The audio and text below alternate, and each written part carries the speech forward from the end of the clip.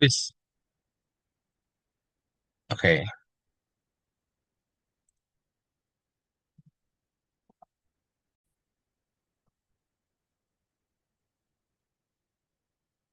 Ya, saya berikan waktu untuk Injil Maria untuk bisa membagikan.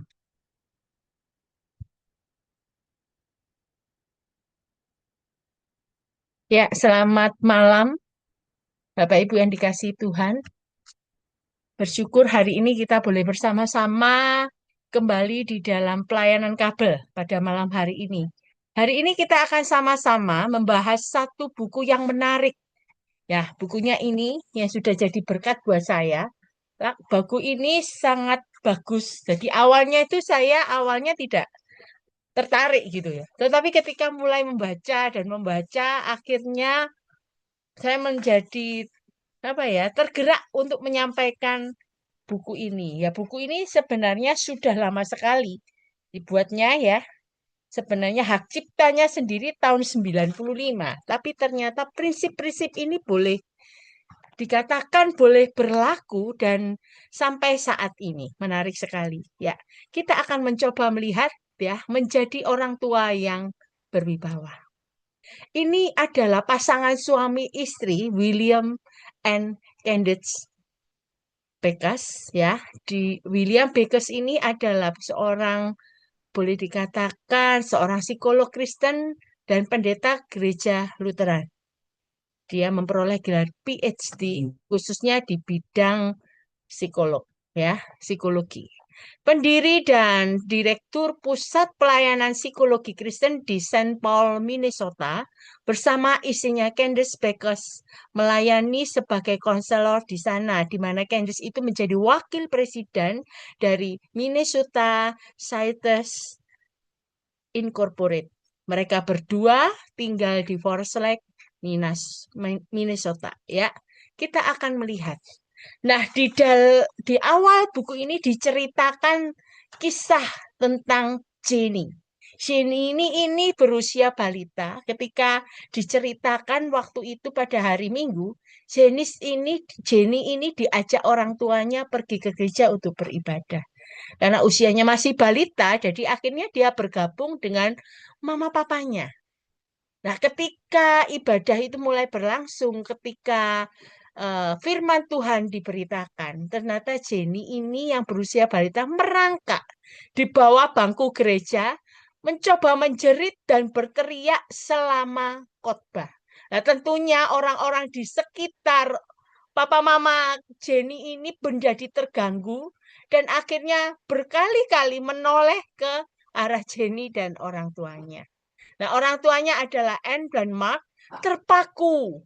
Mereka itu merasa malu, merasa marah juga, namun tidak tahu bagaimana harus mengambil kendali, ya, tanpa membuat keributan yang lebih besar. Tapi justru Jenny makin berulah, makin naik sana, naik sini, gitu ya, menjerit sekeras-kerasnya. Dan akhirnya orang tua ini, Anne dan Mark itu merasa sepenuhnya tidak berdaya. Ini adalah fakta kejadian yang bisa terjadi. Itu tadi dikisahkan di gereja. Tapi kalau kita melihat kadang di pusat perbelanjaan di mall ada seorang anak yang berusaha meminta sesuatu kepada orang tuanya. Tetapi ketika tidak dituruti intinya ya, tidak dikabulkan permintaannya yang terjadi anak itu akan berguling-guling dan teriak-teriak. Anak bisa meronta-ronta ya, bahkan bisa menjadi bersikap tidak hormat. Anak ini tidak bisa dikendalikan. Nah, dan memang kondisi demikian itu secara tidak langsung membuktikan bahwa orang tua pun merasa tidak berdaya dan sulit mengendalikan anak. Menariknya ada satu kabar baik. Sebenarnya orang tua itu dapat mengendalikan anaknya berdasarkan kuasa dan otoritas yang Tuhan berikan. Nah, untuk sebelumnya kita akan melihat satu fakta yang menarik di samping itu ya. Boleh dikatakan semua orang tua itu punya sifat rentan dan kelompok yang paling rentan itu adalah orang tua tunggal. Keluarga campuran ada saudara tiri, ada ayah tiri atau mama tiri gitu ya. Mereka-mereka inilah yang punya kecemasan yang amat besar. Mereka karena tidak bisa berbuat apa-apa, mereka lebih sering memilih tidak mendidik anak dengan semestinya. Mereka takut melakukan kesalahan dan bahkan takut untuk menimbulkan luka psikologis mendalam pada anak. Jadi sepertinya kelompok-kelompok ini daripada anak ini buat masalah, lebih baik saya membiarkan, saya melepaskan. Ya, takut kalau nanti saya kerasi, gitu. Takut kalau nanti saya eh, istilahnya diberikan disiplin. Takutnya nanti anak ini punya trauma terhadap orang tua. Nah, beberapa orang tua seperti ini merasa sangat takut. Mereka akan menghancurkan anak saat menerapkan disiplin yang terlalu keras. Nah, ini ya, ada yang membebaskan anak supaya anak bisa senantiasa bergembira setiap saat. Jangan sampai anak itu kehilangan masa waktu dia bermain. Waktu dia bersuka cita, bergembira, jangan sampai dia dilukai. Oleh karena itu, apapun menjadi keinginan anak, oke, silakan, boleh gitu ya, di dalam koridor supaya mereka tidak mengalami yang namanya sedih, tidak mengalami yang namanya istilahnya terluka dan banyak. Nah, kebanyakan orang tua di sisi lain juga tidak pernah diajar bagaimana membentuk sifat anak sehingga mereka tidak tahu bagaimana seharusnya mengontrol anak-anak. Ini satu hal yang menjadi fakta realita seperti begini. Misalnya keluarga itu tinggal bersama opa atau omanya. Nah, ketika anak itu menangis meminta sesuatu, sebenarnya orang tua sudah punya aturan gitu ya. Kamu jangan makan permen misalnya gitu. Nanti kamu batuk. Batukmu tuh lo ndak selesai-selesai. Nanti kamu gak bisa sekolah gitu. Ndak masuk lagi minum obat dan sebagainya. Tetapi kadang anak itu berteriak keras karena merasa saya tetap ingin mau permen. Walaupun saya batuk, saya ndak apa-apa. Saya ingin permen. Orang tua berkata, tidak. Ndak boleh kamu makan permen. Tidak boleh. Ketika orang tua mencoba mengajar supaya anak ini nurut taat dengan orang tua, tanpa disadari. Kisah ini terjadi gitu ya. Tanpa disadari, ternyata opa atau omanya itu memarahi anaknya. Kenapa sih? Udahlah cuma satu permen. Kasihkan ke anaknya daripada nangis terus. Nah, seperti itu kadang itu menjadi satu dilema, menjadi konflik yang berkepanjangan antara orang tua, anak, dan juga cucu. Akhirnya yang terjadi adalah anak-anak ini bisa ngatur. Karena yang penting saya nangis, saya teriak, pasti saya dituruti. Nah, nanti kita akan lihat secara lebih jauh. Nah, perlu disadari sebenarnya orang tua tetap bisa mengendalikan anak. Ini satu hal penting ya. Karena kondisi-kondisi demikian membuat akhirnya ya wis lah orang tua ngalah sama anak gitu ya. Sebenarnya kuasa Tuhan sudah diberikan kepada orang tua dan itu bisa digunakan. Selanjutnya, ini fakta-fakta yang terjadi ya. Ada beberapa orang tua yang merasa bersalah karena ingin mengubah atau mengendalikan anak mereka. Ada rasa bersalah. Nanti takutnya. Jadi udah ada pemikiran-pemikiran negatif. Ada juga yang bingung karena di dalam Amsal 13 ayat 24. Mari kita akan lihat sama-sama 13 ayat Amsal 13 ayat yang ke-24 itu mengatakan siapa tidak menggunakan tongkat benci kepada anaknya, tetapi siapa mengasihi anaknya menghajar dia pada waktunya. Nah, ini dikatakan bahwa mereka harus mendidik anak-anak mereka dengan memberikan sanksi, hukuman atas ketidakpatuhan anak-anak. Nah, memang ini banyak ya pemikiran-pemikiran yang terjadi di dalam diri orang tua. Apa maksudnya dengan ini? Ada pikiran orang tua yang keliru sebenarnya tentang kontrol kepada anak-anaknya. Mari kita akan lihat lebih jelas apa maksud dari sini gitu ya. Oke, ini ada 10 pikiran keliru bagaimana orang tua itu mengontrol anaknya. Pikiran keliru pertama, saya mungkin otoriter karena tertarik konsep otoritas orang tua dan hal itu tidak baik. Jadi ketika orang tua mengambil kendali, dia merasa ini nggak baik ini. Saya ini jadi otoriter ini terhadap anak saya. Padahal yang benar adalah kalau kita bisa mengontrol pada tempatnya yang tepat, maka anak-anak itu bisa bertingkah laku yang baik. Dasar disiplinnya sekali lagi bukan untuk supaya otoriter, anak tidak boleh apapun semua penentu orang tua, bukan. Tetapi dasar semuanya ini ketika orang tua mengontrol anak, tujuannya kasih sayang. Menginginkan anak itu menjadi anak yang baik, bertingkah laku yang baik. Pikiran keliru yang kedua, anak-anak mempunyai semua hal yang dimiliki orang dewasa. Sepertinya anak itu dikatakan punya hak, ya. Bila kita tidak lagi harus mendisiplin anak-anak, orang tua tidak bisa mencampuri urusan pribadi anak. Hak anak padahal berbeda dengan orang tua. Yang perlu dibimbing, perlu diberi disiplin ya. Tidak sama, berlawanan dengan memutuskan sesuatu bagi diri sendiri. Karena anak itu masih belum bisa memberikan keputusan di dalam dirinya. Oleh karena itu, perlunya ada campur tangan dari orang tua untuk ikut ambil bagian di dalam memberikan bimbingan dan disiplin buat anak itu. Jadi sekali lagi, dalam hal ini, anak tidak bisa disamakan dengan orang dewasa yang sudah bisa berpikir lebih logis. Bagaimana, mengapa dia ambil keputusan ini, apa risikonya. Nah, itu ya. Itu kalau orang dewasa. Tetapi kalau anak-anak, pasti dia melakukan tanpa berpikir apa risikonya.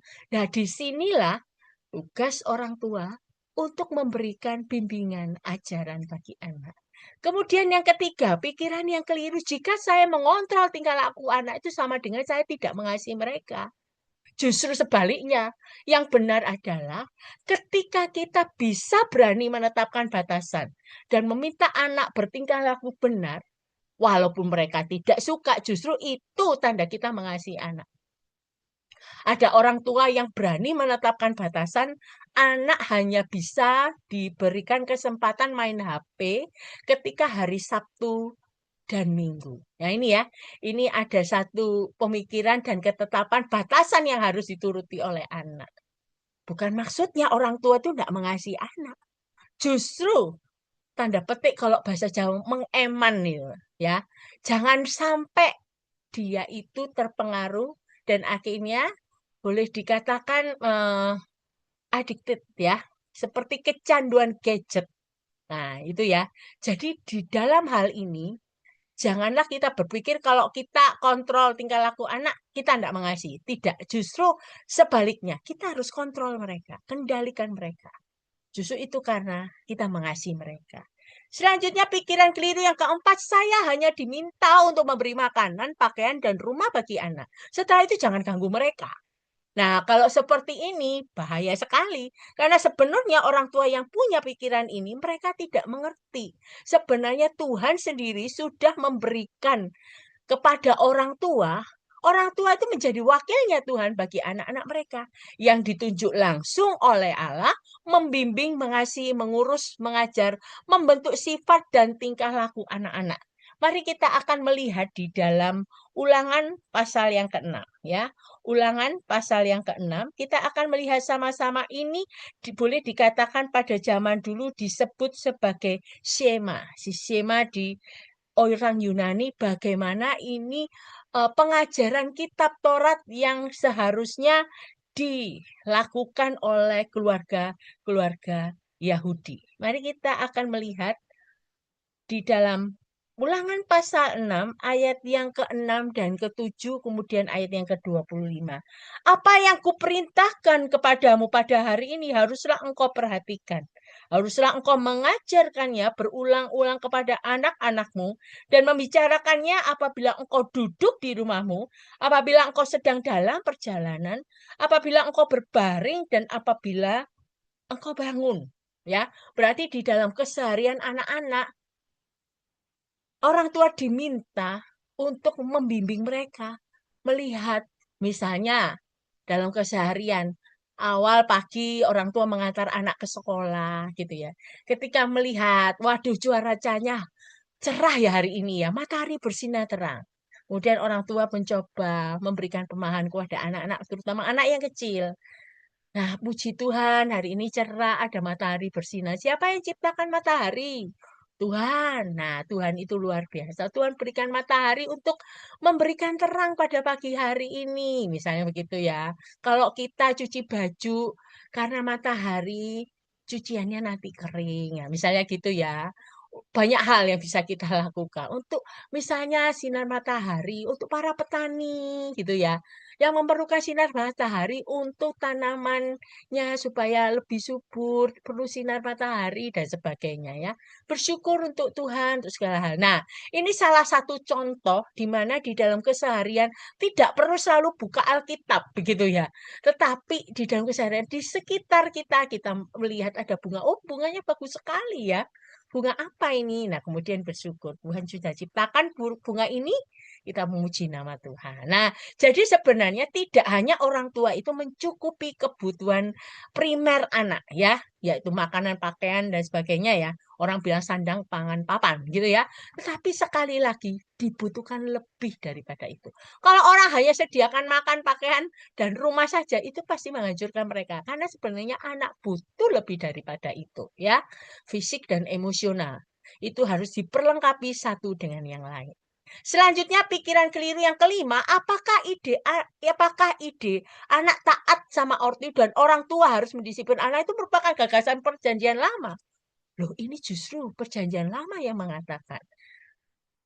Tapi tidak hanya perjanjian lama, perjanjian baru juga mengajar orang tua itu perlu mendidik anak dalam ketaatan dan moral ya. Kita akan melihat satu bagian firman Tuhan di dalam Efesus ya. Efesus ini menceritakan bagaimana kita melihat bagaimana orang tua itu mendidik anak. Ayat 6, pasal 6, maaf, Efesus pasal 6, ayat 1 sampai 2 dan 4. Hai anak-anak, taatilah orang tuamu di dalam Tuhan, karena haruslah demikian.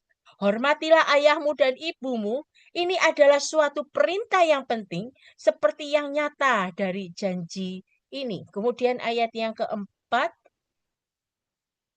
dan kamu bapak-bapak janganlah bangkitkan amarah di dalam hati anak-anakmu, tetapi didiklah mereka di dalam ajaran dan nasihat Tuhan.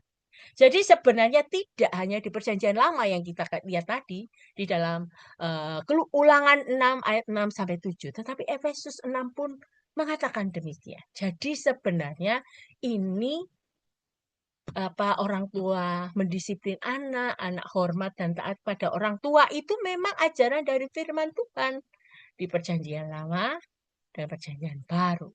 Kemudian pikiran keliru yang keenam, jika saya menuntut ketaatan dari anak, itu akan menghancurkan harga diri anak.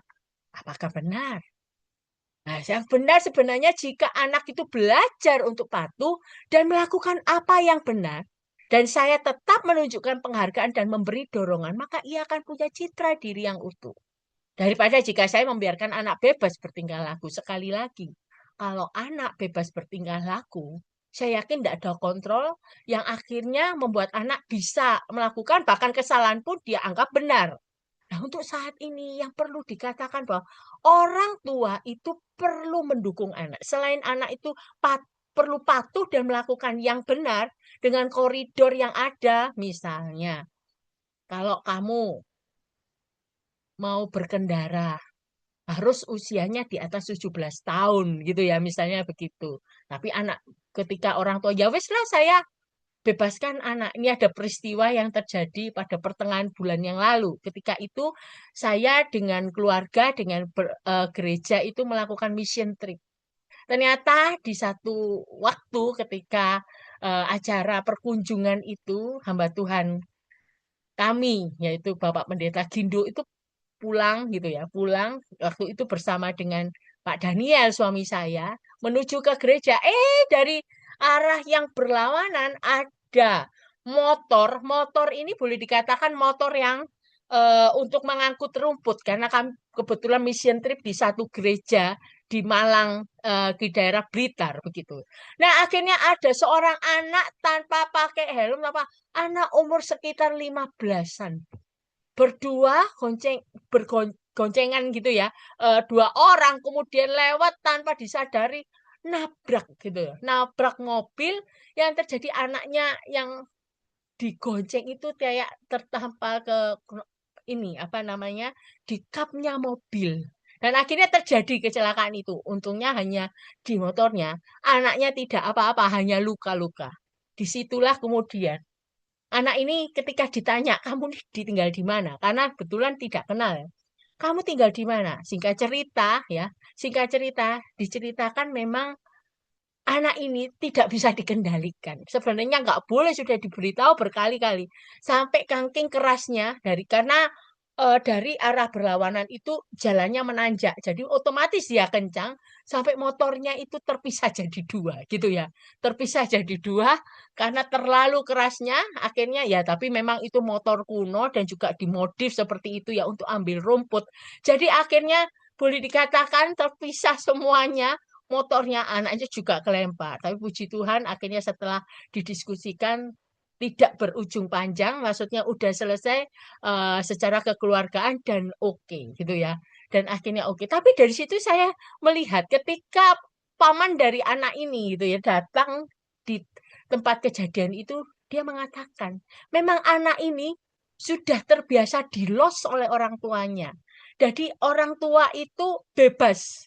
Anak mau pergi, entah nggak pakai helm, naik motor dan sebagainya, ya pasti anaknya ini ngerti bahwa itu ya bener, wong orang tuaku gak apa-apa kok gitu ya. Bebas dan akhirnya nggak bisa terkendali. Akhirnya kejadiannya ini yang terjadi. Memang anak ini nggak bisa diberitahu, begitu ya. Nah, sebenarnya bukan di sifatnya itu, tapi kembali ke keluarga, ke orang tua, ya. Jadi sekali lagi, ini yang perlu ditetapkan. Kalau anak itu diberikan kebebasan, tidak ada kontrol, bahaya sekali.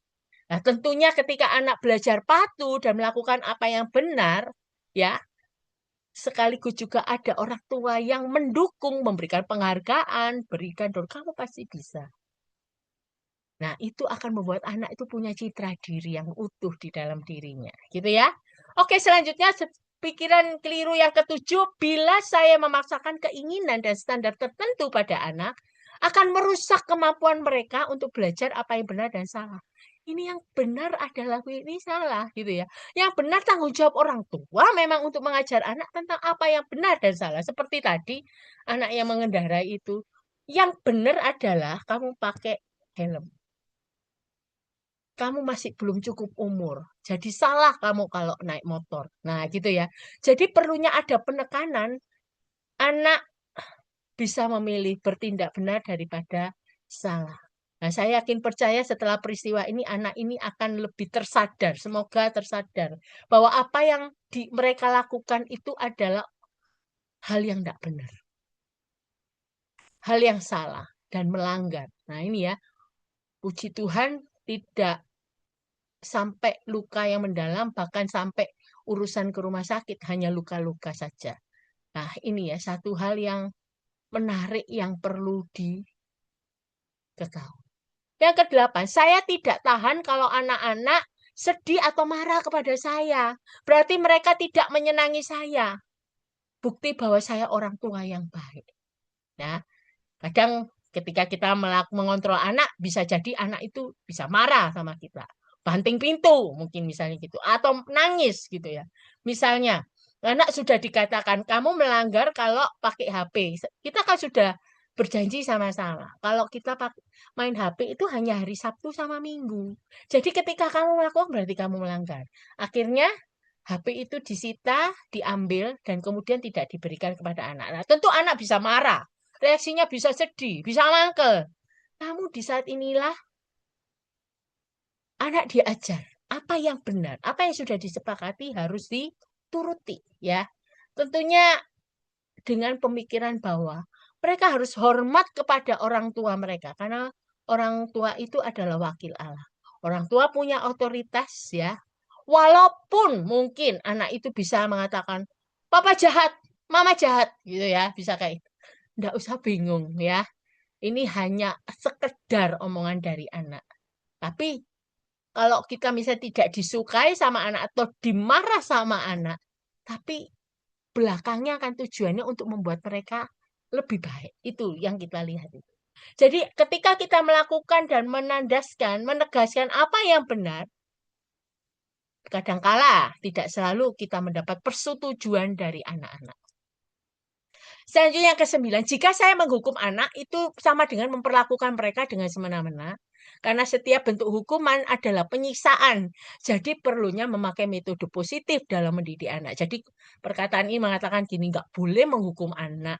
Yang penting pakai metode positif. Pikirannya kalau hukum anak berarti menyiksa anak.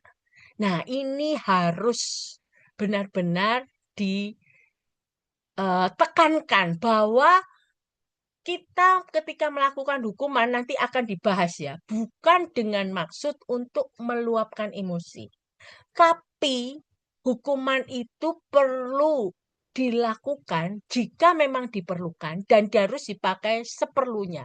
Kadang orang tua ketika pakai emosi, akhirnya pukulannya jadi lebih keras dan akhirnya tidak kenal batas waktu.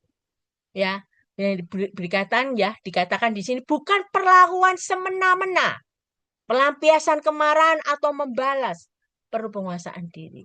Kalau misalnya kita memukul, kalau bisa jangan pakai tangan, ya, pakai alat, ya. Tujuannya adalah apa?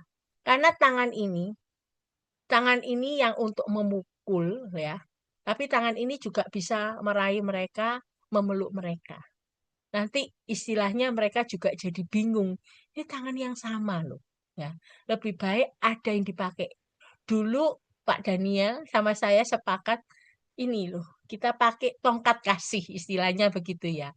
Menghukum seperti rotan panjang kecil dan itu diberikan kepada anak-anak yang sudah diperingatkan berkali-kali untuk kalau tidak taat lagi pukul ya. Nanti kita akan bahas lebih lanjut ya tentang hukuman ya.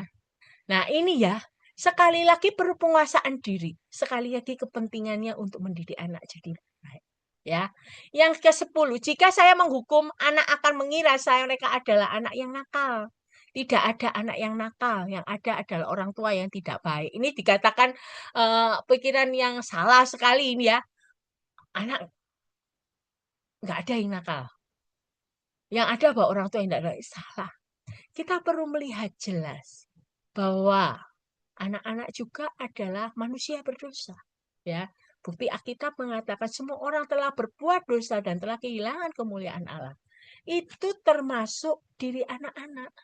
Anak-anak itu juga adalah manusia berdosa. Jadi sebenarnya tindakannya yang jelek, bukan beri label jelek pada anak. Ini sangat penting sekali. Ini dalam pendidikan hati-hati. Ya, ketika ada tindakan yang jelek, ya, jangan beri label anak jelek. Contohnya seperti apa? Anak itu suka ngompol, misalnya gitu. Hai tukang ngompol sini. Nah gitu ya. Supaya maksudnya nggak ngompol lagi dikatain gitu. Justru sebaliknya itu merusak harga diri anak gitu ya. Tetaplah menyadari memang mereka itu yaitu punya dosa. Manusia berdosa. Mungkin ngompol nggak terlalu jelas. Misalnya mencuri. Ya mencuri misalnya hal yang kecil gitu ya dari punya temannya, entah itu penggaris bolpen dan sebagainya, perlu koreksi kenapa kamu kayak gini, ayo cerita kenapa kamu ambil bolpen temanmu dan sebagainya ya, nanti kita akan bicara lebih jauh. Nah, ada satu hal yang sangat penting yaitu fondasi yang tidak tergoyahkan. Sekali lagi ini menggarisbawahi apa yang sudah saya sampaikan tadi. Ada mandat historis dan alkitabiah untuk melatih anak-anak Anda itu tidak pernah kadaluarsa. Jadi memang ini mandat kita sebagai orang tua menjadi wakil Allah untuk benar-benar mendidik anak-anak itu. Di dalam Ulangan 6 ayat 7 ya. Apa yang kuperintahkan kepadamu hari ini harus engkau perhatikan, harus engkau mengajarkannya berulang kepada anakmu dan sebagainya. Di dalam Efes ini perjanjian lama dan perjanjian baru. Hai anak-anak, taatilah orang tuamu di dalam Tuhan, dan kamu bapak-bapak didilah mereka di dalam ajaran dan nasihat Tuhan. Di dalam Efesus 6 ayat 1 sampai. Ini hanya konklusi dari ayat firman Tuhan yang sebelumnya. Nah, hal yang penting adalah pendidikan anak itu yang paling berhasil jika orang tua berjalan seiring dengan standar ditetapkan Tuhan. Seperti tadi, orang tua yang melatih ketaatan di dalam Ulangan 6 ayat 7 memerintahkan mengajar anak-anak berulang-ulang dimanapun mereka berada. Secara singkat, sebenarnya rumah itu dimaksudkan adalah kelasnya Tuhan, di mana di situ orang tua Kristen boleh mendidik anak itu dengan ajaran-ajaran yang benar sesuai dengan kebenaran firman Tuhan. Bagi orang Kristen, hasil dari pendidikan adalah anak-anak menaruh hormat kepada Allah, kepada kita sebagai orang tua, kepada gereja, yaitu di dalam guru sekolah minggu mereka, kepada negara, itu ya. Mungkin kalau kepada sekolah, ya, taat kepada guru, ya, taat kepada pimpinan yang ada, gitu ya, gereja, kepada hamba Tuhan dan sebagainya. Tentunya perlu adanya kasih. Kita melihat secara jelas di dalam kasih yang agung, di mana kasih Allah bagi semua anak-anaknya. Kasih tidak bersyarat, itu kasih agape, walaupun itu perlu diterapkan kepada anak-anak. Walaupun kamu, gitu ya, mungkin berbuat salah, tetapi aku tetap mengasihi kamu. Seperti Allah mengatakan, aku mengasihi kamu dan mengasihi engkau di dalam kondisimu yang mungkin masih di dalam dosa. Suatu kasih yang mengasihi kita tanpa memperhitungkan dosa. Tidak menunggu kamu sempurna dulu. Tidak menunggu kamu itu lebih baik dulu baru aku mengasihi kamu. Itu adalah kasih syarat. Kasih justru sebaliknya. Kasih Allah itu tidak peduli betapa buruk hal yang kita lakukan. Tetapi Allah tetap mengasihi kita. Demikian juga tugas sebagai orang tua Kristen adalah mengasihi anak dengan kasih yang sama seperti Tuhan mengasihi. Suatu kasih yang nyata dalam tindakan, tetap merangkul anak-anak kembali, tetap memegang mereka, tetap mendukung mereka, ya, untuk mereka boleh belajar taat seperti yang Tuhan inginkan. Nah, memang pada dasarnya memang sekali lagi Tuhan tuh memberikan wewenang dan tugas kepada orang tua, mencakup pembentukan sikap, keyakinan watak, dan sikap, serta melatih anak untuk bertindak dengan pantas. Nah, perilaku anak ini perlu untuk diarahkan. Maksudnya begini, dan sebagainya. Selain itu, Tuhan juga memberi kuasa, otoritas. Faktanya, kita memegang kendali atas hal yang terjadi. Termasuk kita memiliki kontrol atas semua akibat tindakan dari anak-anak yang masih kecil. Tentu semakin besar anak, kontrol semakin berkurang. Saya ketika anak kecil kita harus ngatur mereka, tindakan mereka. Jam segini harus begini, jam begini harus begini, jam begini, jam maksimal jam 9 harus tidur, harus cuci kaki, harus sikat gigi, harus tidur. Lampu dimatikan. Nah, ketika lampu dimatikan kita juga ikut tidur. Jangan lampu dimatikan kemudian anaknya tidak dijaga orang tuanya gitu ya. Itu gak jadi model teladan. Jadi ketika itu kontrolnya perlu. Nah, ketika anak itu sudah besar, mungkin kita berkurang kontrol kita, gitu ya.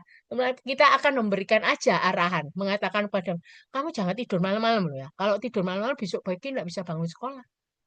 Hati-hati loh ya, jam tidurmu kurang, maka kamu nanti jadi sakit dan sebagainya. Namun kemudian apapun keputusan anak ya mereka tanggung sendiri akibatnya karena kita sudah memberikan warning buat anak itu. Nah, inilah kontrol ketika anak yang sudah besar itu akan menjadi lebih berkurang ya. Nah, saat ini juga Tuhan juga punya memberikan wewenang bagi orang tua, termasuk kuasa untuk membentuk dan mengubah tingkah laku anak. Tentu ini dari Tuhan. Kita minta Tuhan menolong, mungkin kita bisa membentuk, mengubah tingkah laku anak, mungkin setiap malam anak-anak bersama kumpul ya, untuk sama-sama istilahnya membaca satu ayat firman Tuhan, kemudian hari ini Tuhan bicara apa dan sebagainya, itu untuk anak ini ya, anak yang lebih besar. Tapi mungkin hari ini dari hal yang kecil kita bisa ngomong, ya hari ini kamu ketemu siapa ya? Oh ketemu temanmu. Saya lu ketemu temanku. Temanku tuh suka pukul aku, gitu ya. Nah kemudian, nah untuk anak yang bagaimana ini, bagaimana kita sebagai anak Tuhan? Nah kemudian kita diskusi, gitu ya. Ini ya. Jadi tentunya kita mohon perlindungan Tuhan untuk bisa mendidik anak-anak ke arah supaya anak ini dekat dengan Tuhan, takut akan Tuhan. Nah, tentunya ketika anak itu akhirnya bisa melaksanakan tugas yang diberikan gitu ya, termasuk anak-anak itu melakukan tugas yang sudah dilakukan, gitu ya kita memberikan menggunakan pujian ya. Nah, pujian dan hukuman ini menjadi pujian dan hukuman ini diperlukan untuk orang tua bisa melaksanakan apa yang menjadi tugas dari Allah.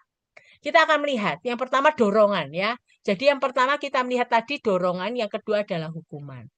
Nah, ada sesuatu yang efektif untuk membentuk tingkah laku di dalam mengontrol tingkah laku. Nah, yaitu dorongan, reinforcement, ya, kejadian yang terjadi dan menguatkan suatu tingkah laku. Nah, dorongan sosial ada dorongan nyata. Dorongan sosial misalnya senyuman, ungkapan rasa puas, kebaikan dan kehangatan, pujian, penghargaan khusus, pelukan. Dorongan nyata berbentuk barang, misalnya hak khusus ditemani orang tua, bebas dari tugas dan hadiah-hadiah barang. Nah, pastikan bahwa pendorong yang bila kita berikan itu benar-benar mendorong, karena dorongan adalah sesuatu yang sungguh dapat memperluas tingkah laku.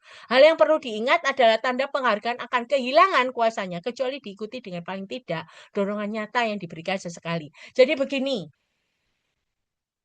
Bapak Ibu yang dikasih Tuhan, kadang itu anak-anak itu perlu didorong, ada reinforcement.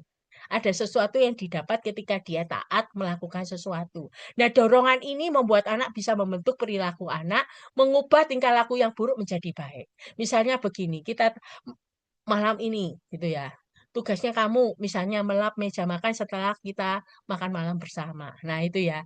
Nah, ketika semuanya selesai, nah kita bisa memeluk anak itu. Terima kasih ya. Kita berikan semuanya senyuman, pelukan gitu ya.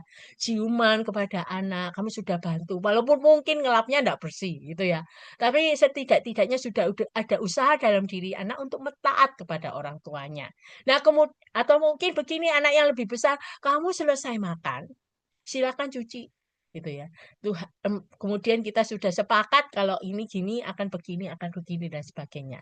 Nah, ketika itu diberikan, ketika anak itu melakukan, ada baiknya ada dorongan itu diberikan kepada anak, gitu ya. Seperti apa yang sudah dijanjikan. Nah, kita akan lebih jelasnya. Jadi ketika kita menggunakan pendorong yang nyata, pastikan kita menghubungkannya dengan ungkapan kasih. Bisa reaksi positif seperti tadi, senyuman, sorakan, pergagaan, pujian, ini dorongan sosial. Contoh lain lagi dorongan sosial, ucapan terima kasih, rasa puas, bangga. Bisa beritahu orang, loh anak ini loh sudah bisa loh cuci piring, misalnya begitu. Kalau selesai makan, dia langsung mencuci piringnya, setelah itu melap meja makan, ini taplak meja makan, dan sebagainya. Berikan perhatian dan dukungan dan sentuhan kasih. Nah, mulailah sekarang menggunakan nama anak ketika kita menyatakan penghargaan dan pujian karena tingkah lakunya baik. Ini ada kebiasaan, kadang itu anak itu dipanggil gitu ketika orang tua mau mulai marah gitu ya, dipanggil nama anaknya gitu ya. Pertama mungkin namanya Edo Alexander, misalnya Edo Alexander misalnya namanya itu, ketika dipanggil Edo gitu misalnya kan gitu toh, ayo kerjakan ini misalnya begitu. Setelah tidak digubris sama anaknya, anaknya dipanggil Edo Alexander, kemudian kerjakan ini. Biasanya kan gitu ya. Nah, justru ini sebaliknya. Ketika anak itu biasanya itu kan nggak melakukan perintah ya, maksudnya membangkang gitu ya. Tapi kali ini ketika anak itu mentaati, dikasih penghargaan pujian. Dipanggil, Edo Alexander, hari ini kamu mendapat penghargaan karena tingkah lakumu baik. Nah, ini bisa diterapkan ya. Ingatlah bahwa orang tua adalah pribadi yang paling penting dari orongan apapun dalam hidup anak. Jadi sekali lagi harus jadi teladan yang baik, jadi model yang baik. Sekali lagi anak itu bisa melihat orang tuanya melakukan enggak ya seperti yang diperintahkan. Misalnya orang tua memberi penetapan gitu ya. Kalau orang ngajak omong jangan kamu HP-an. Nah, ketika dia melihat lah orang tuanya sendiri tidak menjadi model ketika diajak omong anak kadang masih HP-an. Nah, itu hati-hati dengan hal itu bisa diprotes anak dan akhirnya dorongan itu tetap tidak berefek karena orang tuanya sendiri tidak melakukan hal yang sama. Ya. Ini hal yang penting ketika orang tua memberikan dorongan. Pemberian dorongan itu kalau diberikan terlebih dahulu itu tidak akan berhasil. Maksudnya apa? Jangan pernah mencoba memberikan dorongan secara tergesa-gesa. Sama sekali tidak memberi pengaruh atas tingkah laku. Jadi cara ini tidak akan berhasil. Jadi dikisahkan di dalam ini ceritanya anak dewasa. Anak dewasa ini eh, sudah kesepakatan dengan orang tuanya. Kalau semester ini kamu bisa, ini sudah dewasa ya. Kalau semester ini kamu sudah bisa mencapai nilai tertinggi, misalnya IP tertentu, nilai tertentu di dalam semester ini, dan kemudian itu berlaku berulang-ulang, ya, berapa kali semester, ayah akan memberikan kamu mobil sport yang kamu punya. Ini dikisahkan di buku ini, gitu ya. Nah, ternyata berapa waktu kemudian semester 1 bisa, semester 2 bisa, semester 3 enggak. Tapi kemudian anak ini berkata, iya memang semester 3 ini sulit. Saya nggak bisa melakukan. Tapi kan sudah janji akan dibilang. Udah gini aja wis. Aku akan dikasih mobil sportnya dulu. Ya. Nanti aku akan meraih di semester yang berikutnya prestasi. Nah akhirnya nggak tahu bagaimana orang tua ini memberikan mobil sportnya ini. Padahal ini kayak salah satu dorongan yang membuat anak ini belajar lebih giat kan. Maksudnya begitu. Tetapi ketika itu diberikan, dorongan itu diberikan lebih dulu, yang terjadi akhirnya apa? Di semester berikutnya anaknya tambah tidak berhasil, tambah kacau nilainya dan sebagainya. Nah, kalau pemberian dorongan ini, jangan sepertinya reinforcement jangan diberikan pada awal, justru pada akhir, ketika anak itu sudah berusaha melakukan segala sesuatu semaksimal mungkin. Selanjutnya yang kedua, pemberian dorongan itu perlu diberikan segera dan setiap kali. Ini pada tingkat awal. Untuk mendidik anak pada awal-awal itu boleh diberikan dorongan terus. Boleh diberikan reinforcement setiap kali. Jadi ingatlah pemberian dorongan harus diberikan segera sesudah tingkah laku berlangsung. Jika ingin mencapai hasil maksimal, khususnya pada anak kecil. Jadi kalau pertama kali awal, ini kan baru belajar untuk namanya taat atau perintah orang tua. Misalnya, hari anak ini suka berkata kotor. Misalnya begitu ya. Nah, hari ini dikasihkan semacam tantangan gitu dari orang tua. Coba kalau hari ini kamu tidak berkata kotor, mama berikan kamu 1 poin. Gitu ya, misalnya ya. Sudah ya. Nah, mungkin bisa dibuatkan tabel. Nanti kita akan lihat sama tabel gitu. Tanggal berapa, hari apa, gitu ya. Dia sudah dijanjikan dapat 1 poin. Ketika anak itu benar 1 hari itu tidak berkata kotor, poinnya enggak ada. Maksudnya begini, orang tuanya lupa, enggak diberikan langsung, gitu ya. Jadi akhirnya tetap tabelnya itu kosong, gitu ya. Nah, untuk awal-awal berikan setiap kali. Oh, bagus, taruh 1. Minggu besoknya centang 1 lagi. Oh, gitu. Nah, gitu ya. Jadi untuk awal-awal untuk melatih kebiasaan gitu ya. Nah, begitu setelah tingkah laku terbentuk dan kuasai, berikan dorongannya sesekali atau secara tidak selalu harus dikasih. Nah, ini ya. Untuk membina tingkah laku yang kuat karena dia sudah kebiasaan.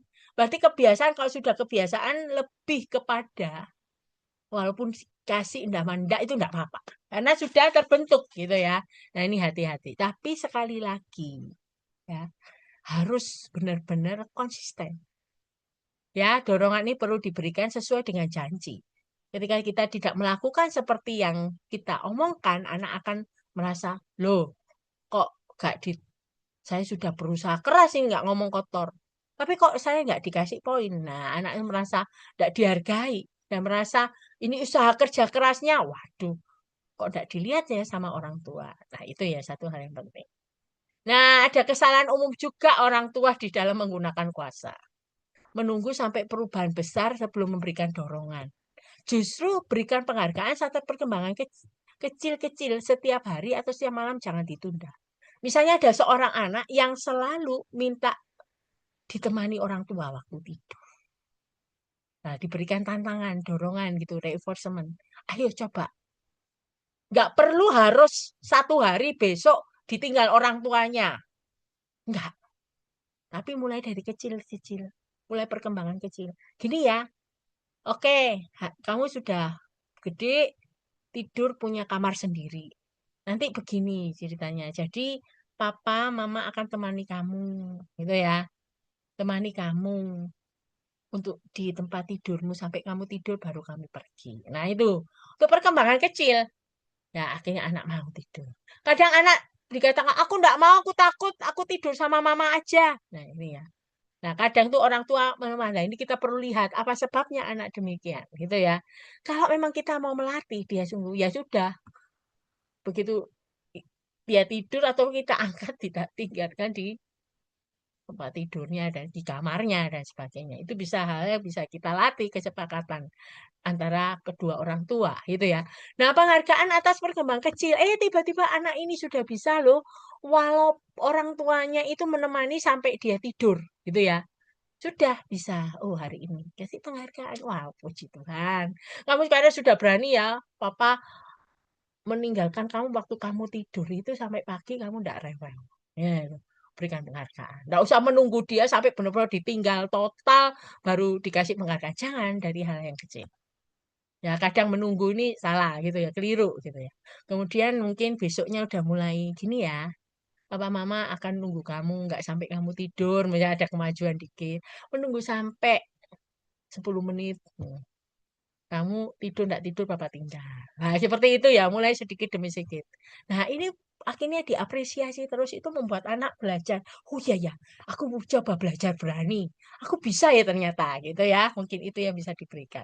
Tentunya ya, peningkatan itu ya tentu perlu latihan-latihan khusus ya. Orang tua perlu sabar gitu ya. Yang kedua, kesalahan umum yang kedua itu menyelipkan penyengat dalam penghargaan yang diberikan. Nah, ini hati-hati. Ini seringkali dikatakan gitu ya, menambahkan kata tetapi dalam pujian kita hingga kita mengurangi nilai penghargaan itu sendiri. Akhirnya hasil penghargaannya nol besar. Jadi misalnya begini, anak pulang seneng gitu ya, karena nilainya itu sudah dia berusaha, biasanya nilai matematikanya 5, kali ini 8. Seneng sekali dia. Akhirnya kan nggak perlu remedi ya, 8 tuh biasanya nggak remedi. 8 lebih. Kemudian dia pulang gitu. Begitu sampai di rumah, kita puji, oh bagus kamu, pinter kamu sekarang ya. Sudah bagus, meningkat sekali matematikamu, luar biasa. Tapi nanti harus lebih bagus lagi ya. Ya gitu.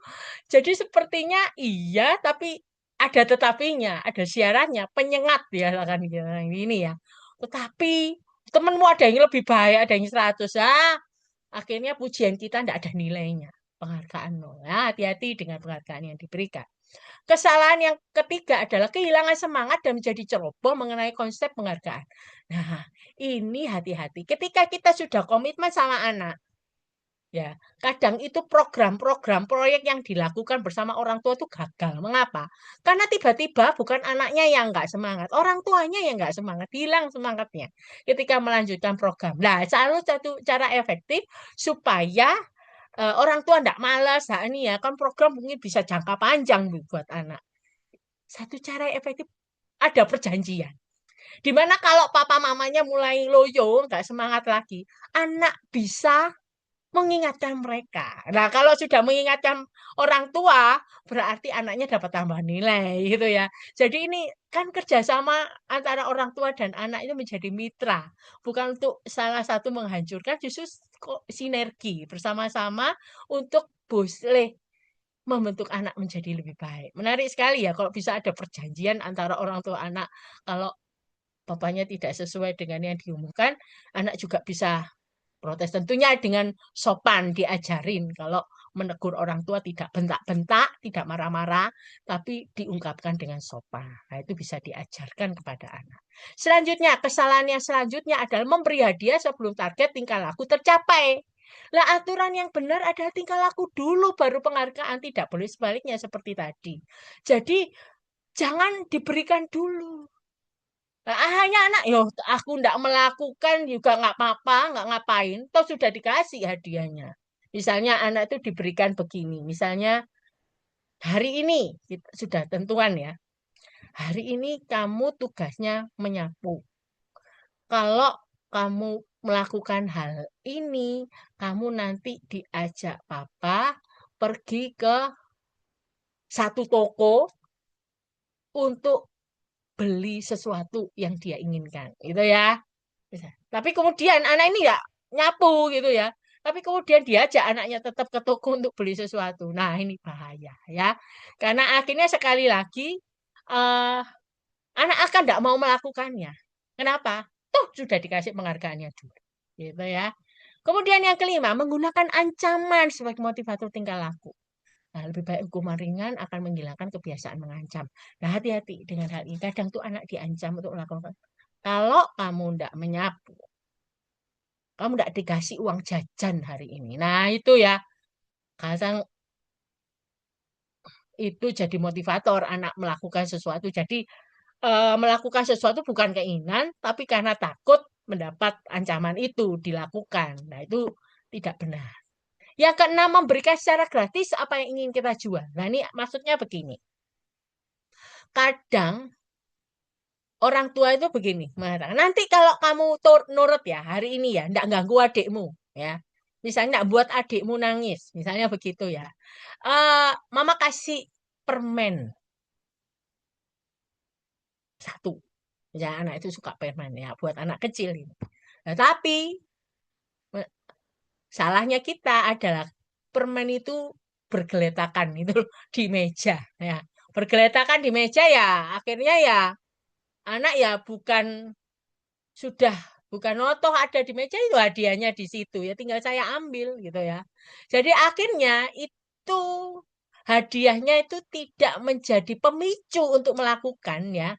Nah, ini hati-hati ya perlu disembunyikan permennya sebagai bentuk bahwa mereka harus melakukan supaya bentuk hadiah ini tidak dapat diperoleh dengan anak muda secara mudah. Ada aturan mainnya. Nah, ini ya harus ini harus diterapkan dengan benar. Yang ketujuh, menggunakan hukuman sementara, sebenarnya kita cukup memberikan penghargaan positif. Jadi, pikirkan cara untuk menggunakan penghargaan positif daripada memberi hukuman. Ya, jadi ini penting sekali kesalahan-kesalahan yang terjadi.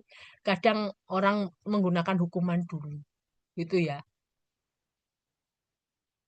Ini tidak benar. Kita harus benar-benar ngerti. Selanjutnya yang ke-8, memberikan penghargaan dengan enggan.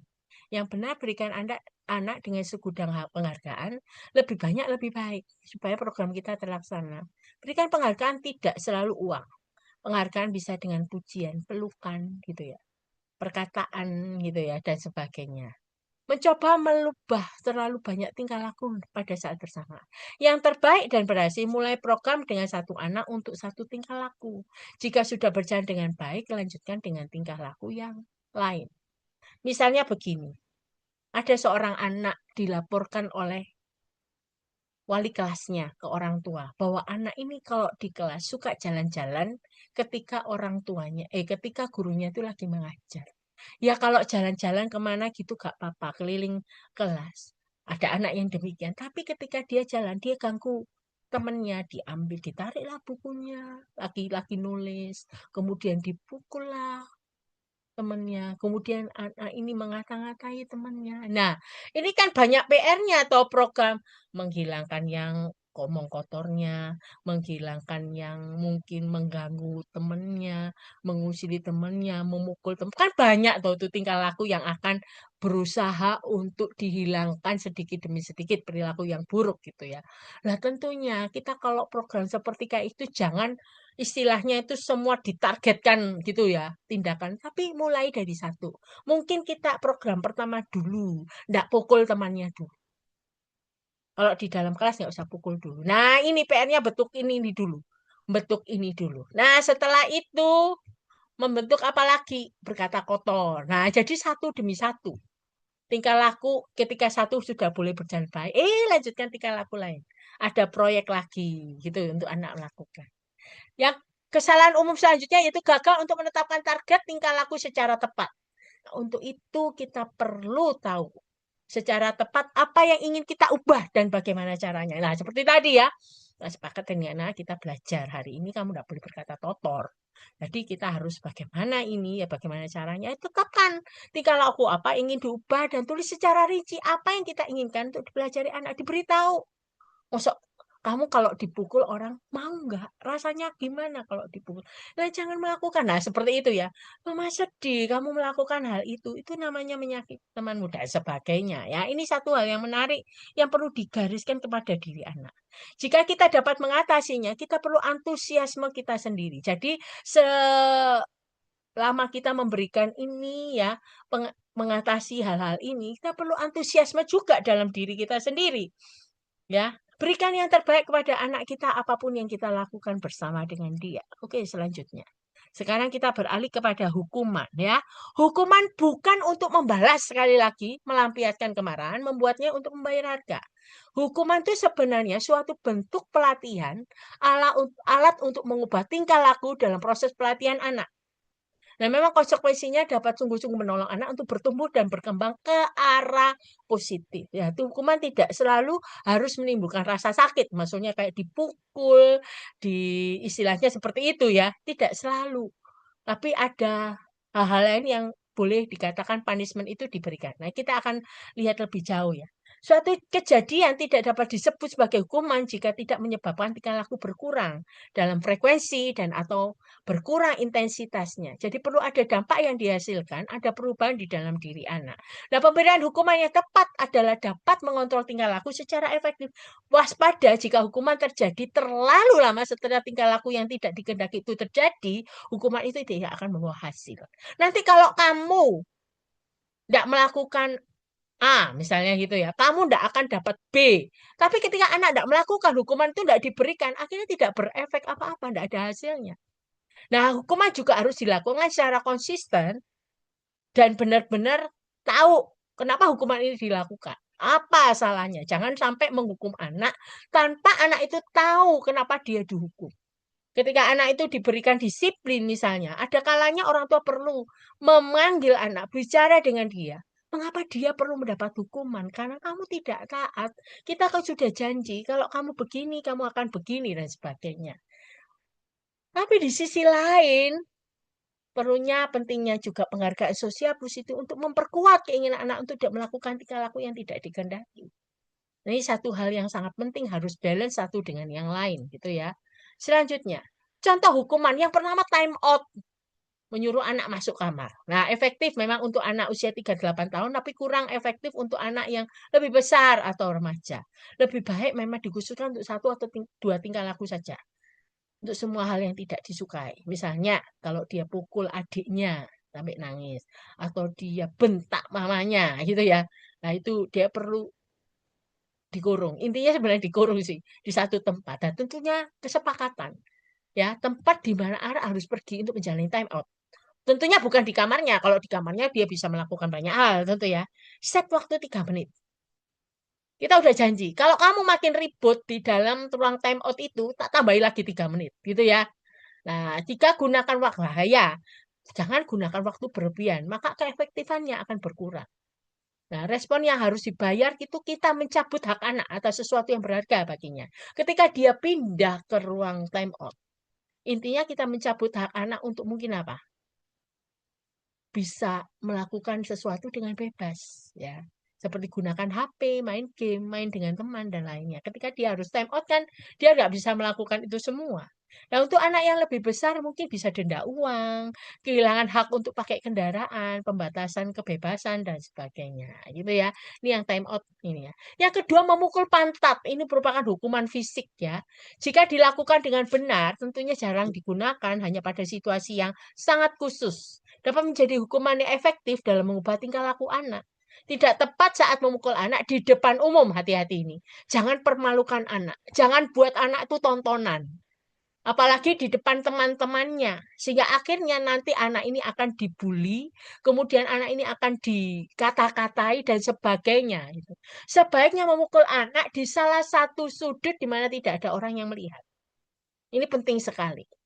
Ini benar-benar untuk harga diri seorang anak itu ya.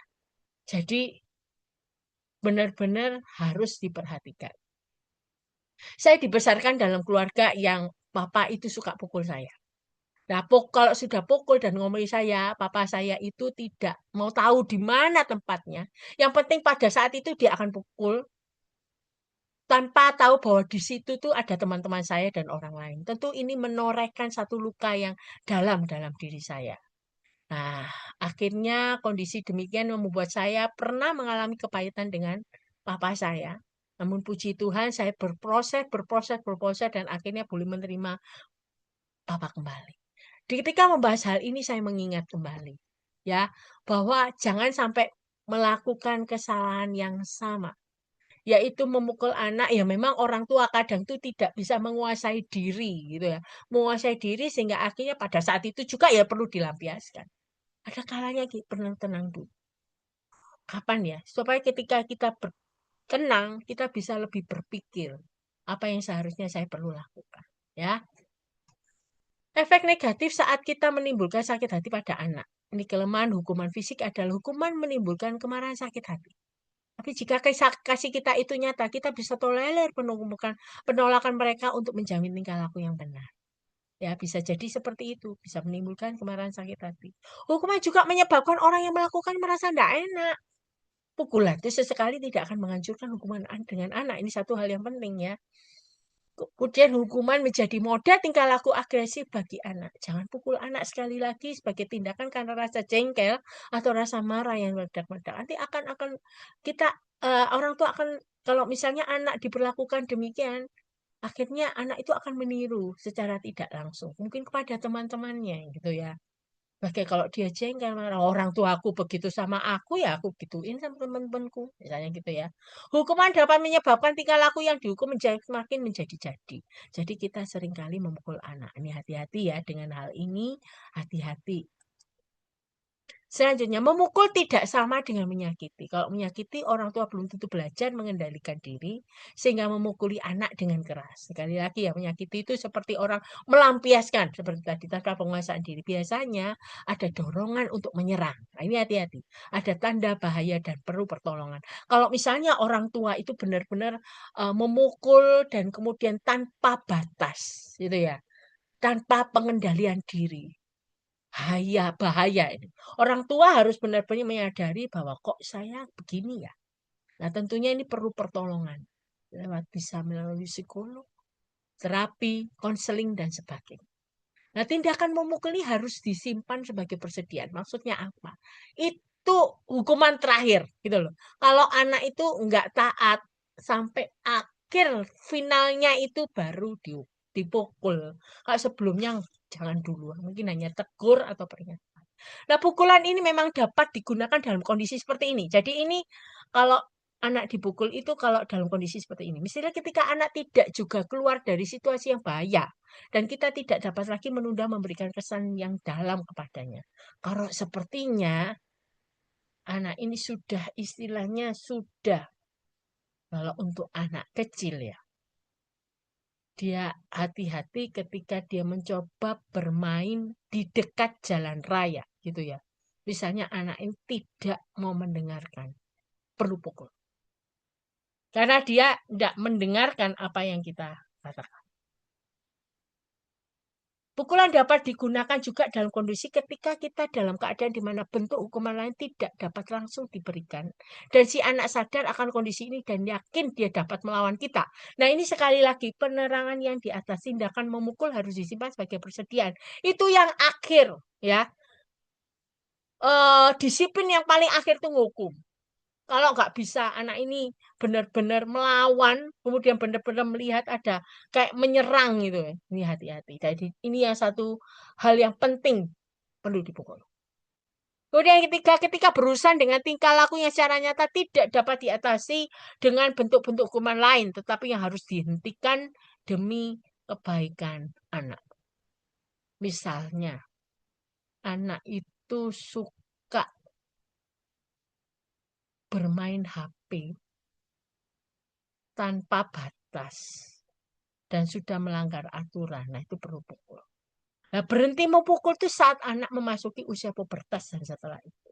Kalau anak usia pubertas saat itu dan setelah itu, yang perlu dilakukan bukan memukul, tapi sekali lagi seperti konsekuensi tadi. Diberikan misalnya, tidak diberi uang saku, nah itu contohnya. Atau mungkin HP-nya disita dan sebagainya. Tentunya itu dengan kesepakatan antara orang tua dengan anak. Jangan orang tua menganggap diri itu aku orang tua berhak melakukan apapun. Tidak bisa ya. Kondisi sekarang anak-anak itu harus dilibatkan. Kalau kamu melanggar, enaknya kamu dihukum apa? Sehingga anak belajar untuk bertanggung jawab. Bukan berarti orang tua yang tidak bisa Oh, tegas, salah, salah. Tapi tujuannya adalah apa? Untuk membuat anak ini sadar, gitu loh. Bahwa kalau saya melakukan A, pasti hasilnya akan B, gitu. Nah, itu satu hal ya. Tujuan hukuman memukul ini bukan merendahkan. Makanya kali itu kalau memukul jangan di depan banyak orang, bukan untuk merendahkan.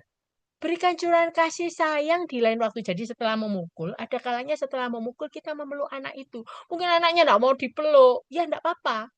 Berikan waktu senggang dulu. Nah setelah saat itu kita bisa merangkul anak bilang. Sebenarnya papa ini sebenarnya sedih mukul kamu. Gitu ya. Mama ini sedih mukul kamu. Tetapi karena kamu enggak nurut. Tahu kenapa kamu dipukul. Kita terangkan. Mama itu sedih loh sebenarnya mukul kamu. Nah gitu ya.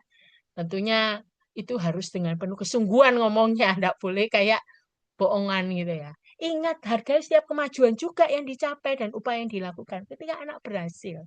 Enggak perlu untuk dihukum lagi. Oh, bagus, kamu sudah berubah jadi lebih baik, jadi enggak perlu mama pukul lagi. Misalnya begitu ya. Ini satu hal yang indah. Ini satu aturan yang perlu kita perhatikan empat hal. Bagaimana kita memukul, kendalikan diri kita. Katakan kebenaran dan bicara secara diri sendiri. Tenang, tenang, kendali diri. Pasti kita bisa mengatasi situasi ini. Tenang, tenang gitu ya. Jadi jangan sekali lagi melakukan hukuman mukul karena melampiaskan emosi ya. Yang kedua, jangan menunggu terlalu lama untuk memukul. Harus diberikan segera setelah suatu perbuatan terjadi, nggak usah diulur-ulur begitu ya. Kalau kita memang perlu mukul saat ini ya perlu mukul. Terlalu lama menunda pukulannya tidak efektif. Mau mama tidak pukul kok. Katanya kalau nggak melakukan dipukul gitu ya. Nggak melakukan jadi tidak efektif. Nggak apa-apa, langgar aja, nggak melakukan. Toh juga nggak dihukum gitu ya. Dianggap papa mamanya nggak ini nggak jujur lagi nggak jujur lagi maksudnya maaf ini balik ya dianggap mama mamanya nggak konsisten gitu ya dengan yang ketiga pukullah sehingga ia merasa sakit tapi jangan sampai luka-luka sakit aja gitu supaya dia tahu rasanya gitu ya nggak usah ini kalau sampai luka-luka ya sudah tanpa penguasaan diri membabi buta dan sebagainya sekali lagi jangan pernah pukul anak di sekitar muka atau kepala bahaya sekali karena ini berhubungan dengan otak dan sebagainya kadang itu ada orang tua yang mungkin apa ya istilahnya tidak bisa menguasai diri yang mukul anak itu kepalanya di ke tembok. Nah, ini bahaya sekali gitu ya. Bahaya sekali bisa ber kalau itu berulang-ulang dilakukan itu bisa mempengaruhi otak yang ada di dalam bahaya sekali ya. Jadi atur waktu sehingga anak dalam posisi di mana pukulan itu sekitar pantat. Mengapa kok pantat? Karena pantat ini boleh dikatakan ya, itu bagian tubuh yang istilahnya kan paling boleh dikatakan paling bahasa Jawanya itu paling empuk gitu loh. Jadi walaupun dipukul itu nggak sampai memberikan bekas yang sampai berkepanjangan. Jadi mungkin ya cuma ya kelihatan gitu merah, tapi akan lebih cepat kembali gitu ya. Jangan pokoknya di daerah pantat ini paling aman karena seperti kayak ada bantalannya gitu, bantalan empuknya gitu ya. Dipaskan di situ, jangan sampai di kaki. Bahaya sekali atau tangan. Kadang juga pukulnya bukan pukul tapi di ini apa di bahasa Jawa apa ya dijiwit ya di ini cubit nah dicubit bahaya sekali juga jangan ini pengaruhnya banyak sekali itu ya kalau bisa ya jadi lebih baik pantat ini memang paling aman tentunya untuk anak kecil ya kalau orang besar ya enggak bisa gitu ya nah selanjutnya beritahukan kepada anak mengapa dia dihukum nah ini perlu dijelaskan dengan tepat. Apa alasannya anak perlu mendapat hukuman? Jadi seakan dinilai orang tua itu enggak hanya asal pukul, tetapi ada alasannya mengapa kamu mengapa anak dipukul. Jadi sendaknya kita bicara sama anak. Kira-kira kamu tahu enggak kenapa mama pukul kamu? Nah, gitu. Diskusi. Iya, mama itu enggak senang loh kamu melakukan hal ini. Mama sudah peringatan berkali-kali, kamu tetap melakukan. Berarti kamu ini benar-benar gak taat. Mama jadi sedih dan akhirnya mama harus pukul kamu. Gitu ya. Nah, ini menarik, ada sesuatu yang akan diberikan yaitu sistem nilai ya. Sistem nilai ini seperti tabel yang kita akan lihat sama-sama nanti ya. Nah, tabel ini ada nilai. Jadi seperti ini. Ada tingkah laku yang perlu tingkah laku yang diinginkan tentunya buat persetujuan tentang dengan pasangan dulu. Bertindak secara efektif. Tingkah laku sasaran apa? Misalnya bersihkan meja, menyapu, merapikan kamar, misalnya begitu ya. Hal yang spesifik, jangan eh, ngatur kamar, bingung ngatur kamar itu maksudnya apa? Mungkin sapu, buang sampah, nah, dan sebagainya itu membersihkan meja, bersihkan kamar. Hitunglah, catat berapa sering dilakukan dan tidak dilakukan anak. Nah, setelah itu pilih hadiah yang baik. Pastikan kita memberikan dengan semangat pujian, penerimaan, penghargaan, dan kasih melimpah. Sesuaikan dengan usia anak ya. Keuntungan gunakan nilai atau simbol tidak terbatas satu hadiah saja. Jadi bisa simbol, bisa langsung seperti penghargaan, seperti dorongan sosial ini ya. Kemudian tetapkan berapa nilai yang kita ingin hadiahkan. Variasi, bebas dan pantas. Kalau kamu sudah sampai poin berapa, itu bisa ditukarkan dengan hadiah apa, misalnya gitu. Tetapkan bobot dari setiap nilai. Jadi ada bobotnya juga dari setiap nilai itu. Berikan penghargaan dengan gembira. Jelaskan program ini kepada anak tergantung kondisi usia sekali lagi dan tingkat kepandaian anak gitu ya. Ingatkan untuk menambahkan dorongan sosial. Jadi tidak hanya itu saja hadiah A, B, C, tetapi juga ada dorongan sosialnya. Mungkin kita puji mereka, mungkin kita memeluk mereka dan sebagainya. Kemudian apa yang harus dilakukan saat pelaksanaan program macet misalnya? Kita sepakati, kalau kamu nggak lakukan, kira-kira kita kasih apa ya? Oh, mungkin nilainya dikurangi. Nah, gitu. Atau mungkin ada dendanya. Atau mungkin ada tindakan lain digantikan. Misalnya kalau kamu nggak bersihkan meja, jadi besok biasanya bersihkan meja itu ketika selesai makan malam aja. Nah, kemudian tindakan lain digantikan. Kalau kamu nggak bersihkan meja lagi, kamu besok mungkin bersihkan yang lain gitu misalnya gitu ya. Buat tekad untuk melaksanakan program. Nah, tentu ketika bikin program itu jangan lupa berdoa.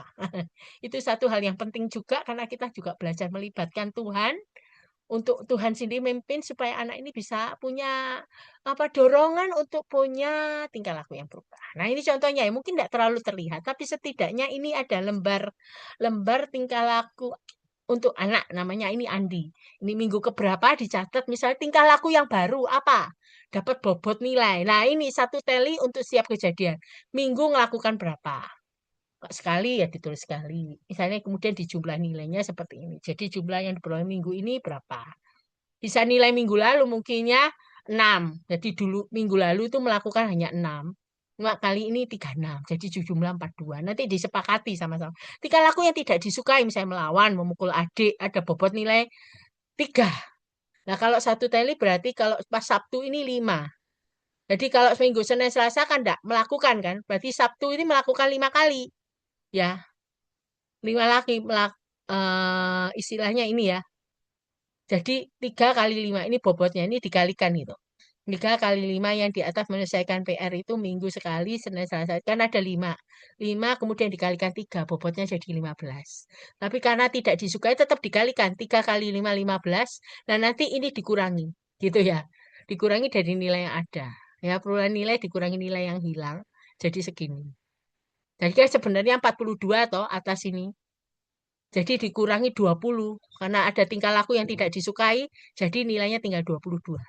Kemudian hadiah untuk nilai yang diperoleh. Misalnya diberitahu, uang sampai ini kan 500 ya, ini kan zaman itu ya. Mungkin uang 500. Ini kemudian 5 bobotnya ini ada 2. Nah, gitu ya. Jadi ada perhitungannya. Bisa teman nginap ini seperti ini. Jadi totalnya ini dan sebagainya. Gitu ya. Jumlah nilai akhir, nilai yang ada dikurangi nilai terpakai. Ya sudah selesai jadi gini. Dari 22 kurangi 18 karena sudah pakai hadiah yang nilai yang diperoleh. Gitu ya.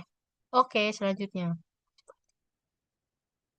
Ada masalah umum yang terjadi yaitu waktu tidur. Banyak anak tidak mau tidur karena alasan sederhana. Kalau waktu tidur berarti dia nggak dapat perhatian orang tua, nggak bisa main lagi, nggak bisa nonton TV lagi. Yaitu dorongan buat anak. 5 prosedur untuk waktu tidur yang damai. Kita harus memilih waktu. Di mana kita dan anak dapat bicara. Jelaskan kalau kita tidak senang kalau anak itu tidak mau tidur. Lambat-lambat. Kadang tuh anak-anak tidak mau tidur. Kenapa? Sebentar, kamar mandi. Kemudian, aku haus sih. Gitu misalnya gitu. Oh muter aja gitu. Nah ini hati-hati ya. Biasanya ya ini. Karena anak itu kalau aku tidur berarti kan aku nggak bisa seneng-seneng gitu loh. Tanyakan anak apakah dia mau minum dulu sebelum tidur daripada itu jadi pakai alasan gitu. Bisa taruh gelas di tempat tertentu.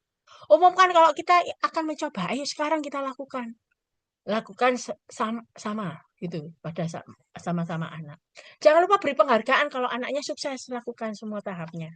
Kita hukum anak karena tidak tidur tepat waktu. Tentu ini kesepakatan. Atau keluar kamar saat lampu padam, kecuali ke kamar mandi. Gitu ya. Kemarahan, masalah umum yang kedua. Alasan anak marah itu saja untuk memperoleh sesuatu yang mereka inginkan. Maaf, ini untuk karena tidak memperoleh sesuatu yang mereka inginkan. Alasan lain apa? Penolakan lingkungan untuk memenuhi segala sesuatu yang mereka inginkan. Misalnya dia melihat orang lain, gak bisa nyusun pasal mukul marah, berteriak, frustasi. Anak belajar lihat loh, ternyata kalau orang marah itu ketika mereka frustasi nggak apa-apa untuk bentak-bentak, untuk pukul meja, gitu ya. Hati-hati. Kemarahan itu untuk menghilangkan frustasi. Kemarahan juga muncul sebagai respon atas dipaksanya anak melakukan sesuatu yang dia tidak inginkan dilakukan. Nah, ketika anak marah karena frustasi, tidak mampu melakukan sesuatu dan minta tolong, anak diminta tenang dulu. Jadi diminta, kamu kalau minta tolong jangan marah-marah, tenang dulu baru ditolong, gitu ya. Tentu ini perlu dilakukan dengan sungguh-sungguh. Nah, ingatlah untuk mendorong anak ini dengan pujian dan penghargaan berlimpah ketika dia belajar sikap tenang dan melakukan apa yang kita minta. Jadi pokoknya kamu tenang dulu baru ditolong. Kalau kamu tidak tenang, kamu tidak boleh ditolong. Jika kita punya anak yang suka marah, jangan hargai perbuatannya. Jadi kadang ada kalanya kita nggak peduliin dia, gitu ya. Karena kadang itu kalau kita lihat dia itu memelas-memelas gitu, supaya kita itu berkasih karunia gitu ya. Nah, tinggalkan kamar aja, sudah jangan pandang dia. Ya, hukum anak juga bisa dengan time out. Ayo kamu pergi gitu, tempat yang sudah biasa ditentukan gitu ya. Pegang kebenaran jika kita tidak merespon kemarahannya bukan berarti menyiksa anak. Sekali lagi kadang itu anak itu lebih baik marah-marah supaya akhirnya diperhatikan oleh orang tuanya. Nah, dikatakan bahwa enggak loh, nggak akan tak respon kalau kamu marahnya seperti kayak gitu. Kita katakan. Pastikan bahwa kita memberi respon positif saat kemarahannya surut. Nah ini, hargai, beri hadiah ketika, ya puji Tuhan kamu sudah tidak teriak lagi, tidak marah-marah, tidak nendang-nendang lagi, tidak pukul-pukul lagi. Kita berikan penghargaan. Yang ketiga, berbohong. Nah, perlu disadari setiap orang berdosa, termasuk anak-anak itu saat berbohong. Usia anak 5 sampai 6 tahun, kalau mereka bohong itu supaya dapat hidup enak, lari dari kesalahan, menghindari hukuman, dan kadang hanya untuk membuat rangkaian peristiwa lebih menarik. Ya cerita panjang lebar, padahal itu semua bohong. Melatih anak di sini berbicara jujur itu adalah hal yang mendasar. Berbeda dengan imajinasi, berbohong beda dengan imajinasi kreatif. Ya, kalau imajinasi kreatif itu hanya untuk hiburan semata, bisa untuk cerita fantasi dan sebagainya. Jangan padamkan hal itu. Nah, bila anak berbohong itu tetap tenang, pikir hati-hati, dan dapatkan faktanya. Memang kalau terbukti, ya perlu ada hukum tindakan kesalahan dengan dalam kebohongannya itu. Jadi hargai juga di sisi lain ketika anak berkata jujur, pada situasi di mana kita jelas melihat bahwa dia dapat saja berbohong, untuk menyelamatkan diri dari hukuman, tapi dia tetap memilih berkata benar, kita perlu menghargainya. Ada situasinya bisa enak untuk dia bohong, gitu ya. Tapi ternyata dia tetap memilih berkata benar. Hargai. Kembangkan sifat berkata benar dalam diri anak dan segera hentikan sifat berbohong itu sejak dini daripada berkelanjutan. Selanjutnya mencuri. Nah, ketika anak kecil mencuri itu tanyakan, apakah anak tahu perbedaan antara barang miliknya dan barang milik orang lain. Kalau anak usia 4 sampai 5 tahun itu belum paham, oh, ini barangku, ini barang temanku. Dianggap semuanya itu adalah miliknya pribadi. Ya, jadi ditanyakan dulu lah. Usahakan untuk tidak meninggalkan uang atau benda lain yang menggoda di sembarang tempat yang membuat anak itu ingin tergoda untuk mengambil. Sebutkan kalau ketemu kalau anak itu melakukan, yang kamu lakukan itu adalah namanya mencuri. Nah, ini perlu ya, ada sebagaimana adanya diceritakan. Ini perbuatan yang kamu lakukan, sebut ya. Perlu ambil tindakan saat anak telah mencuri sesuatu. Sebut tingkah lakunya sebagai ini salah. Jangan dilakukan lagi. Minta dia bertanggung jawab atas perbuatannya. Temani anak saat kembalikan barang yang dicurinya atau mengatur pembayaran kerugian. Nah, ketika anak yang lebih besar mencuri, katakan kepadanya ke perasaan kita. Ya, kita sedih, nggak suka. Perhatikan faktanya, tanyakan padanya kalau terbukti ambil tindakan. Yang penting, misalnya kalau itu sudah berlalu, jangan diingat-ingat lagi dan dikatakan lagi. Ampuni, jangan ungkit-ungkit lagi. Nanti bilang, kamu jangan jangan ngambil lagi ketika lewat toko itu yang pernah anak, misalnya anak kita curi gitu ya. Kalau lewat toko itu kamu jangan nyuri lagi loh ya. Jangan begitu. Itu berarti ngungkit lagi anak itu akan trauma gitu ya. Keefektifan kita. Nah, sekarang ini bagaimana dan kapan harus berbicara. Nah, keefektifan kita sebagai orang tua dapat dihasilkan melalui cara komunikasi kita dengan anak. Orang tua kita itu memberi pengaruh penting dalam pengembangan kepribadian anak. Ciri khas orang tua yang berbicara dengan baik, hormat. Orang tua itu memandang anak sebagai manusia berharga, peta dan teladan Allah, dan diciptakan serupa dengan gambarnya. Kita perlu melihat anak seperti itu. Aku bukan kamu. Gunakan kata aku bukan kamu. Sifat karena kalau kamu itu sifatnya tuduhan misalnya, aku sedih karena kamu itu mencuri, bukan kamu kenapa melakukan hal ini. Itu seperti tuduhan.